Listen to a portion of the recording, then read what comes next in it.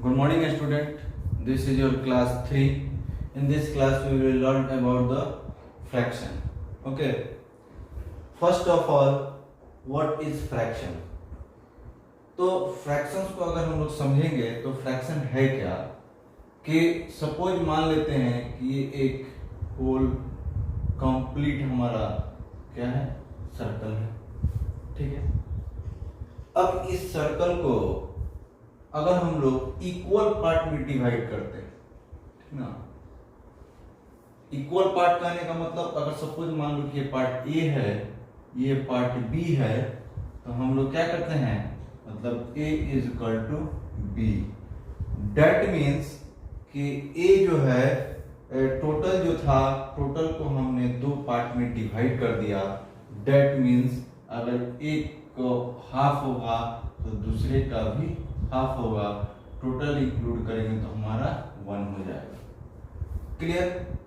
तो समझ लीजिए कि फ्रैक्शन क्या होता है कि जब होल पार्ट को हम लोग इक्वल पार्ट में डिस्ट्रीब्यूट करते हैं तो हमारा वो फ्रैक्शनल पार्ट होता है।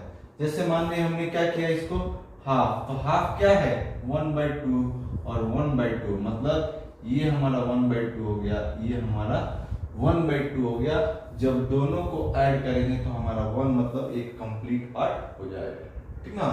तो बेसिकली फ्रैक्शन हमारा यही है कि फ्रैक्शन क्या होता है कि होल पार्ट को जब हम लोग इक्वली डिस्ट्रीब्यूट करते हैं तो वो हमारा क्या कहलाता है, फ्रैक्शन कहलाता है, ठीक ना। अब इसमें कुछ अलग अलग चीजें होती है कि अगर इक्वल नहीं है, कुछ इक्वल पार्ट होता है, कुछ अनइक्वल पार्ट होता है। तो जो अनइक्वल पार्ट है वो हमारा फ्रैक्शन में कंसीडर नहीं किया जाता है, ठीक ना। अब फ्रैक्शन ऑफ ए रीजन, ठीक ना। अब इसमें एक टॉपिक दिया है, फ्रैक्शन ऑफ रीजन की बात करेंगे।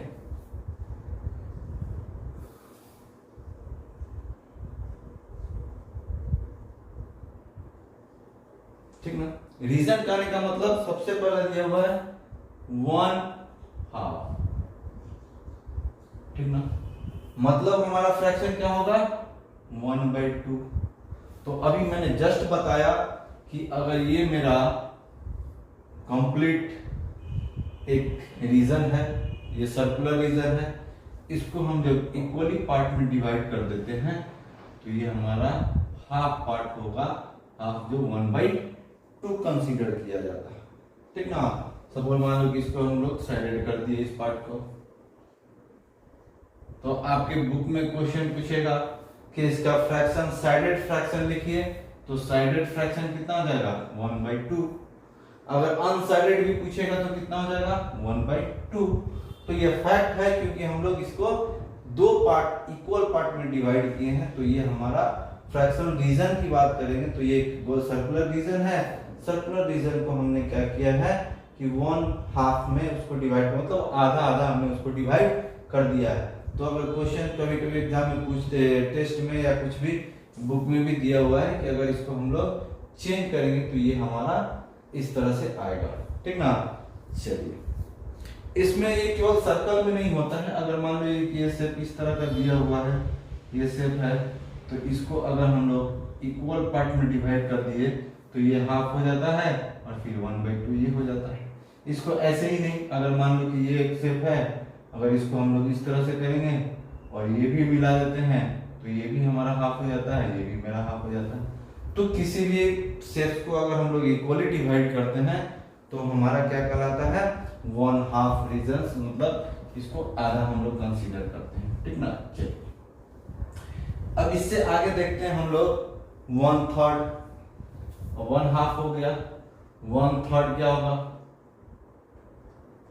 1/3 क्या करेंगे, 1/3 के लिए हम लोग क्या करेंगे कि अगर कोई रीजन है तो उसको 3 इक्वल पार्ट में डिवाइड कर देंगे। देख लीजिए, 1 और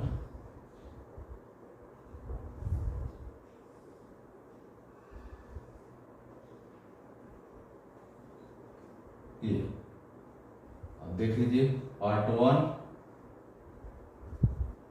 2 एंड 3, तीनों पार्ट जो है वो इक्वल है, मतलब 1 = 2 = 3। तीनों पार्ट क्या है, एक दूसरे का इक्वल है। जब इसका हम लोग लिखेंगे तो अगर सपोज मान लो कि इसको लिखेंगे, क्या लिखेंगे, 1/3, मतलब एक पार्ट को हमने क्या किया, 3 पार्ट में डिवाइड कर दिए, ठीक ना। एक होल था और उसको हमने इक्वली 3 पार्ट में। उसी तरह से अगर हम लोग एक ये शेप ले लेते हैं, इस शेप को भी हम लोग 1 2 देख लीजिए, इसको भी इक्वल पार्ट में डिवाइड 1 2 3, ये टोटल मेरा होल 1 था और उसको हमने 3 पार्ट में डिवाइड कर दिया। अब इसमें अगर मान लो कि क्वेश्चन इस तरह से साइडेड कर दिया, इसको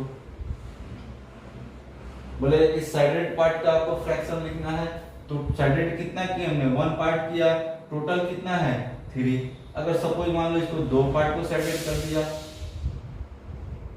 2 पार्ट को साइडेड कर दिया, तो हम लोग साइडेड पार्ट कितना हो गया 2, 1 और 2, और टोटल कितना है 3। तो इस तरह से हम लोग इसको लिख सकते हैं। ये केस इसमें भी अप्लाई हो सकता है, इसको भी साइडेड पार्ट कर दिया, तो अगर 1/3 2 कर दिया तो कितना हो जाएगा 2/3। तो इस तरह से हम लोग क्वेश्चंस आपके बुक में भी दिया हुआ है, इसको देख लीजिएगा कि अगर कोई भी पार्ट दिया है उसका साइडेड पार्ट अगर हम लोग निकालेंगे उसका, अगर मान लो कि अनसाइडेड पूछेगा तो अनसाइडेड का इसका फ्रैक्शन क्या हो जाएगा 1/3 और इसका 2/3। तो इस तरह से हम लोग इसको रिप्रेजेंट कर सकते हैं, ठीक ना। चलिए अब इसी से आगे आते हैं 1/4 क्या है।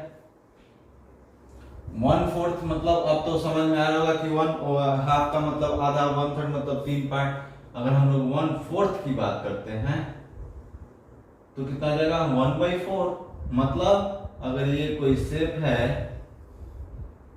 तो इस शेप को हमने क्या किया कि 4 इक्वल पार्ट में डिवाइड कर दिया, 1 2 3 4।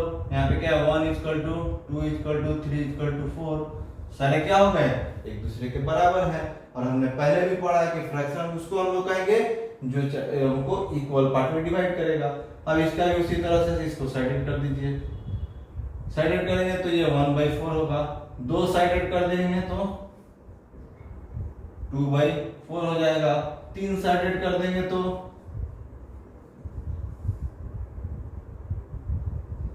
3/4 हो जाएगा। इस तरह से हम लोग इसको निकाल सकते हैं, आसानी से इसको ड्रॉ कर सकते हैं। तो उसके अलावा और बहुत सारे इसके नंबर्स, आप इसको 5 भी कर सकते हैं, फिर 6 भी कर सकते हैं। जितना टाइम्स आप लोग लेंगे उतना टाइम्स में हम लोग को डिवाइड, उसको उतना ही इक्वल पार्ट में डिवाइड करना पड़ेगा, ठीक ना। चलिए अब आपके जो एक्सरसाइज 6.1 में जो क्वेश्चंस है वो उसमें रिप्रेजेंटेशन दे रहा है कि वो कौन सा आपका फ्रैक्शन में है, कौन सा नहीं है। तो याद रखिएगा कि कोई भी शेप अगर दिया है वो अगर आपका आधा पार्ट में डिवाइड है, मतलब ये और ये दोनों आपको दिख रहा है कि दोनों इक्वल पार्ट है, तो इसको हम लोग फ्रैक्शन में कहेंगे।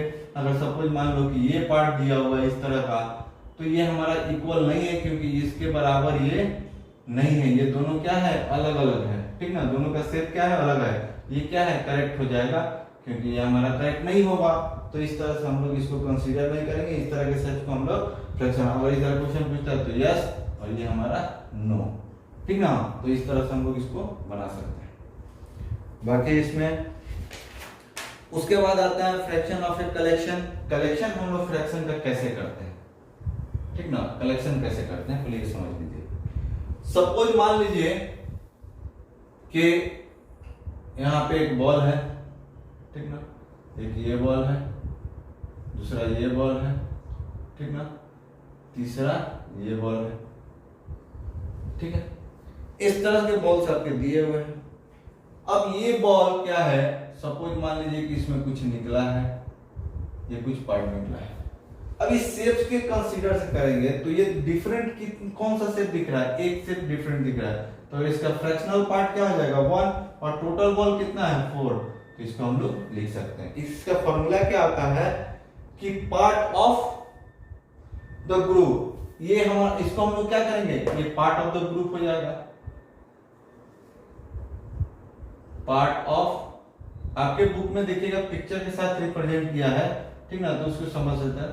Part of group divided by total group, ठीक ना। तो टोटल नंबर ऑफ ग्रुप लिख सकते हैं इसको, नंबर ऑफ ग्रुप। तो ये इस तरह से हम लोग लिख सकते हैं। अब पार्ट ऑफ ग्रुप कितना है, 1 है, टोटल कितना है 4, तो 1/4 इसका हम लोग आंसर लिख सकते हैं। तो इस तरह से हम लोग इसका निकाल सकते हैं। अब उसमें कलर मैचिंग भी है, कलर के हिसाब से भी आपको रिप्रेजेंट करना है, ठीक है। तो ये चीजें है, आप देख लीजिएगा, अगर नहीं समझ में आएगा तो फिर हम लोग आगे उसको डिस्कस कर लेंगे। अब आता है इसमें दो चीज सबसे इंपॉर्टेंट जो समझना है कि अगर हम लिख रहे हैं 2/3, तो जो अपर पार्ट होता है 1 जो है उसको हम लोग बोलते हैं न्यूमरेटर, ठीक ना, और जो 2 दिया हुआ है ये होता है हमारा डेनोमिनेटर, ठीक है। तो याद रखिएगा कि किसी भी फ्रैक्शन का अपर पार्ट जो होगा ऊपर वाला उसको हम लोग न्यूमरेटर कहेंगे और आपका नीचे वाला पार्ट को डिनोमिनेटर। अगर आपका क्वेश्चन दिया है कि 3 इक्वल टू न्यूमरेटर और 4 इक्वल टू डिनोमिनेटर, कहेगा कि आप इसको फ्रैक्शन बनाइए, तो क्या बनाएंगे हम लोग 3/4। उसी तरह से अगर 5 आपका न्यूमरेटर है और 6 आपका डिनोमिनेटर है तो इसका फ्रैक्शन क्या बनेगा 5/6, ठीक है। क्वेश्चन कभी ये दे देगा कि 3/4 इसका न्यूमरेटर और डिनोमिनेटर लिखिए, तो क्या लिखेगा 3 हमारा न्यूमरेटर हो जाएगा और 4 जो है वो हमारा डिनोमिनेटर हो जाएगा।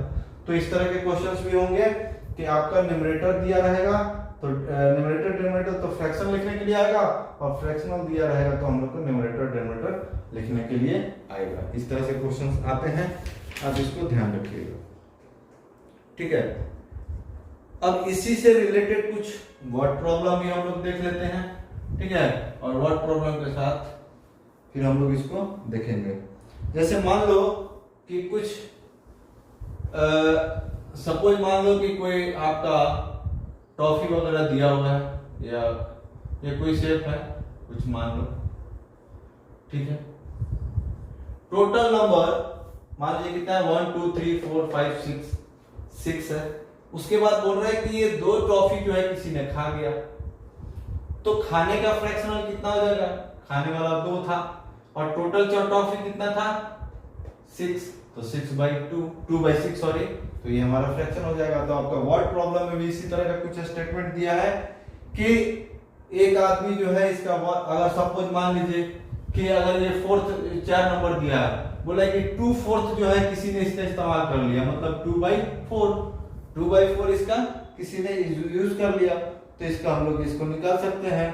तो उसके बाद कितना बचा, तो कितना बचेगा 2/4, तो मतलब 2 बचेगा, तो आगे 2/4 हमारा ये बच जाएगा, क्योंकि इसमें हम लोग अगर बोलता है कि 1/4 इसने खा गया तो 1/4 मतलब कितना बच जाएगा 3/4, 3/4 एक 4 1/4 खा गया तो फिर हमारा 3/4। तो इस तरह से क्वेश्चन जो है आपका बनाना है और कोशिश कीजिएगा बनाने का। नहीं समझ में आएगा तो फिर आगे हम लोग उसको डिस्कस करेंगे। Okay, thank you.